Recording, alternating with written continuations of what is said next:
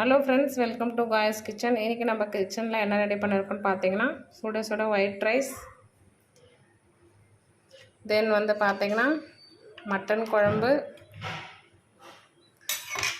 வந்து பார்த்தீங்கன்னா haemoglobin rich food சொல்லுவாங்க இல்லைங்களா, அது சுவரொட்டி, மண்ணிரல், இது வந்து பார்த்தீங்கன்னா கல்லீரல், எல்லாமே வந்து மட்டன் வேஸ்ட் தான் இன்றைக்கி பண்ணியிருக்கு. வந்து பார்த்திங்கன்னா நான்வெஜ்னாவே கண்டிப்பாக நமக்கு ரசம் இருக்கணும் இல்லைங்களா. ஸோ வந்து ரசம், சூப்பரான மட்டன் காம்போங்க இது.